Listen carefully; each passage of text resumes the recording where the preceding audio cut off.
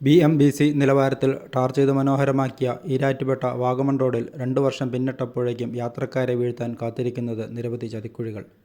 നല്ല റോഡിൽ വേഗത്തിൽ പോകുമ്പോഴായിരിക്കും പെട്ടെന്ന് കുഴികളിൽ ചെന്ന് ചാടുക.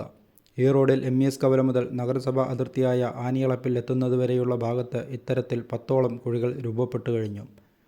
കുഴിയുണ്ടെന്നറിയാതെ വരുന്ന ഇരുചക്ര വാഹനയാത്രികരാണ് മിക്കപ്പോഴും കുഴികളിൽ ചെന്ന് ചാടുന്നത്. മഴയുണ്ടെങ്കിൽ വെള്ളം നിറഞ്ഞു കിടന്നാൽ കുഴികൾ ഒരിക്കലും ശ്രദ്ധയിൽപ്പെടുകയുമില്ല. ഭാഗ്യം കൊണ്ടാണ് മറിയാതെ പലപ്പോഴും വാഹനങ്ങൾ രക്ഷപ്പെടുന്നത്. കുഴി കണ്ട് പെട്ടെന്ന് വെട്ടിക്കാൻ ശ്രമിക്കുന്നതും അപകട കാരണമാകും. കൂടാതെ വാഗമൺ റോഡും തൊടുപുഴ റോഡും ബന്ധിപ്പിക്കുന്ന വടക്കേക്കര കോസ്വേ ലിങ്ക് റോഡിലും പലയിടത്തും ഇത്തരത്തിൽ കുഴികൾ രൂപപ്പെട്ടിട്ടുണ്ട്.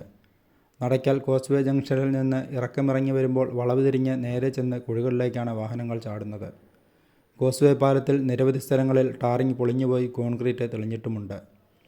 കുഴികൾ വലുതാകുന്നതിന് മുമ്പ് തന്നെ അധികൃതർ അടിയന്തരമായി ഇടപെട്ട് ഗട്ടറുകൾ നികത്തിയും പാലത്തിലെ അറ്റകുറ്റപ്പണികൾ നടത്തിയും യാത്രക്കാരുടെ ജീവൻ സുരക്ഷിതമാക്കണമെന്നാണ് നാട്ടുകാരുടെ ആവശ്യം.